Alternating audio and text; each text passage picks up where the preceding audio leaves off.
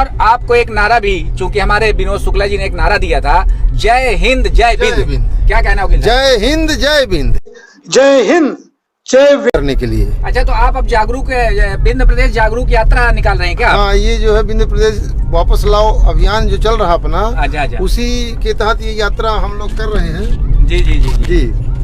तो जैसा कि आप लोगों को पता है कि चूंकि अभी हम लोग नहीं दिख रहे होंगे आपको, और ना दिखने का कारण ये है कि हम लोग आपको ये मौसम, इतना प्यारा मौसम है, इसको दिखाना चाह रहे थे। इसी वजह से हम लोग अपने आप को हाइड किए हुए हैं और आप लोगों को प्राकृतिक वातावरण दिखा रहे हैं। क्यों गिल साहब, सही बात है कि नहीं? सर, ये बाहर का नज़ारा बहुत अच्छा है, गाड़ी के बाहर। लेकिन अब थोड़ा सा हम लोग भी आपको दिख रहे होंगे। हाँ, तो बताइए वकील साहब, फिर कहाँ जा रहे हैं आप? ये जो है अपना बिंद प्रदेश को केंद्र सरकार ने 1956 में जब छीन लिया था हम लोगों से, उस बिंद प्रदेश को वापस लाना है हमको। जी। उसके लिए संघर्ष हम लोग कर रहे हैं। अच्छा। और आज ये यात्रा जो है उसी अभियान के तहत हो रही है कि लोगों को हमें जागरूक करना है कि अपना बिंद प्रदेश वापस कैसे लाना है। जी। इसी संबंध में आज की ये यात्रा है हमारी। मौसम बहुत अच्छा था और लोग भी अब मिल रहे हैं हम लोगों से। अब आज उनसे बताएंगे कि अब संघर्ष करना बहुत ज़रूरी हो गया है बिंद प्रदेश यदि वापस चाहते हैं तो जैसा कि आपने सुना कि हमारे वकील साहब ने बताया कि बिंद प्रदेश को मुक्त कराना अब जरूरी हो गया है। जरूरी क्यों हो गया है? आपने देखा कि जब 1956 में हमारे बिंद प्रदेश को विलय कर दिया गया मध्य प्रदेश में, उसके बाद से जो वादे किए गए थे उन वादों को पूरा नहीं किया गया। और आज हमारे रीवा की स्थिति ये है, चूंकि बिंद प्रदेश हमारा सिंगरौली से लेकर दतिया तक के लिए था, दतिया तक हमारी सीमा थी, और हमारे पास जो प्राकृतिक धरोहर हैं वो सबसे ज़्यादा मध्य प्रदेश में यदि देखा जाए तो सबसे ज़्यादा है। यदि छत्तीसगढ़ को अलग किया गया है तो मध्य प्रदेश से बिंद प्रदेश को भी अलग किया जाना हम लोगों के हिसाब से उचित है। क्यों गिल साहब, आपका क्या कहना है? बहुत ही जरूरी है बिंद क्षेत्र के विकास के लिए। जी। बिंद प्रदेश की स्थापना पुनः की जानी चाहिए। यहाँ प्राकृतिक साधन है, उद्योग हैं, फॉरेस्ट है, बहुत सारे खनिज के खदान भी हैं, यहाँ सीमेंट उद्योग है। इस सब संसाधनों के होते हुए भी हम एक गुलामों की तरह प्रदेश में रह रहे हैं। अब जैसा कि आप देख रहे हैं कि हमारे रीवा में जो लाइट बन रही है, वो लाइट हमारे रीवा को कम मिल रही है और दिल्ली मेट्रो के लिए दी जा रही है।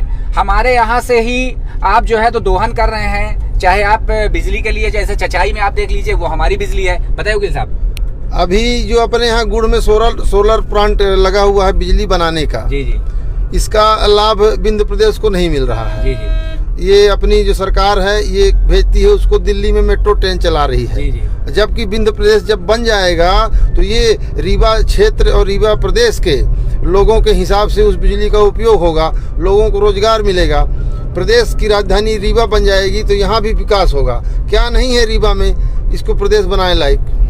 तो मेरा ये कहना है कि जैसे आप रांची को देख लीजिए, रांची एक पिछड़ा था बहुत, जिसको रांची को कह सकते हैं कि बहुत ज़्यादा विकसित नहीं था। लेकिन जैसे ही झारखंड बना, उत्तराखंड में आप देख लो, जो प्रदेश अलग होते गए हैं। देखिए, ये सोच पहले भी अटल बिहारी वाजपेयी जी की भी थी, और जो अच्छे लोग थे सब ये सोचते थे कि छोटे राज्य होने चाहिए। जब छोटा राज्य होता है, जैसे आप देश में आप देख लो इजराइल को, इजराइल भले छोटा है लेकिन दुनिया में उसका अलग नाम है। और इसी तरह से हमारे बिंद प्रदेश को भी यदि अलग कर दिया जाता है तो हम लोग के जो बच्चे हैं उन लोगों को आगे बढ़ने के लिए, पढ़ने के लिए और बहुत सारी व्यवस्थाएं होगी। इस पर आपका क्या कहना होगा साहब? बहुत बढ़िया बात कही आपने। शिक्षा के क्षेत्र में विकास होगा। न्यायालयीन कार्य जो होते हैं, हाई कोर्ट, सुप्रीम कोर्ट वाले बेंच, यहाँ हाई कोर्ट की बेंच यहाँ पहले थी, हाई कोर्ट ही था। उसके बाद ये प्रदेश का खंडन हुआ, जब विखंडन, तो चला गया अपने जबलपुर। और अधिवक्ताओं को भी यहाँ कार्य करने में सुविधा हो रही है। यदि प्रदेश का गठन हो जाता है बिंद प्रदेश का, तो रीवा में हाई कोर्ट की भी स्थापना होगी, रेवेन्यू बोर्ड की भी स्थापना होगी, जिससे कि हम जैसे अधिवक्ता जो हाई कोर्ट में प्रैक्टिस नहीं करने जा पाते, अपने ही ज़िले में रह कर के प्रैक्टिस करेंगे। शिक्षा के क्षेत्र में नए नए कॉलेज आएंगे, ट्रेनिंग आएंगी, ITI आएंगी, ये सब व्यवस्थाएं होंगी। जैसे छत्तीसगढ़ जब अलग हुआ मध्य प्रदेश से, रायपुर राजधानी बनाई गई। आज अब रायपुर बहुत ही विकसित शहरों की श्रेणी में आ चुका है। इसी तरह यदि विंध्य प्रदेश की स्थापना की जाती है तो विंध्य के क्षेत्र के लोगों का बहुत ही विकास होगा। अच्छा, हम लोगों का ये भी कहना है कि विंध्य प्रदेश यदि पहले से अलग ना हुआ होता, चूंकि 1952 में जब विंध्य प्रदेश बनाया गया था, 1956 में उसका तोड़ने का कोई महत्व नहीं था। हाँ, उस समय हमारे नेताओं ने उस तरह से विरोध नहीं किया, चूंकि वो ताकत नहीं थी, तब देश आजाद हुआ था नया नया। लेकिन आज अब हम लोगों को पता चल गया है कि यदि प्रदेश छोटे छोटे प्रदेशों से विकास होता है और यदि विंध्य प्रदेश को अलग किया जाता है तो हमारे रीवा, सतना, सीधी, शहडोल, छतरपुर, पन्ना, दतिया तक का विकास भारी मात्रा में होगा। इस पर आपका क्या कहना होगा सर? मैं तो ये कहूँगा कि वर्तमान की केंद्र सरकार और वर्तमान में जो मध्य प्रदेश में सरकार है भाजपा की, कि वो अपने पितृ पुरुष पंडित अटल बिहारी वाजपेयी जी के आदर्शों को और निर्देशों को मानते हुए खुद यह प्रस्ताव पारित कराएं कि विधानसभा से और लोकसभा से कि विंध्य प्रदेश का गठन हो। और आपको एक नारा भी, चूंकि हमारे विनोद शुक्ला जी ने एक नारा दिया था, जय हिंद जय विंध्य, क्या कहना होगा? जय हिंद जय विंध्य अपना जो, और एक नारा और है हम लोगों का कि जो विंध्य की बात करेगा वही विंध्य में राज करेगा। जो विंध्य की बात करेगा वही विंध्य में राज करेगा।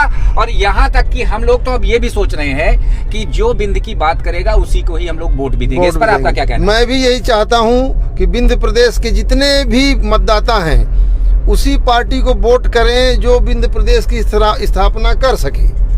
जय विंध्य जय हिंद, जय विंध्य जय हिंद, जय हिंद जय विंध्य। नमस्कार साथियों, यदि आप लोगों को हमारी बात, हमारे वकील साहब की बात अच्छी लगी हो तो इसको शेयर करिएगा और विंध्य प्रदेश बनाने में आप लोग भी अपनी अहम भूमिका निभाइए। नमस्कार।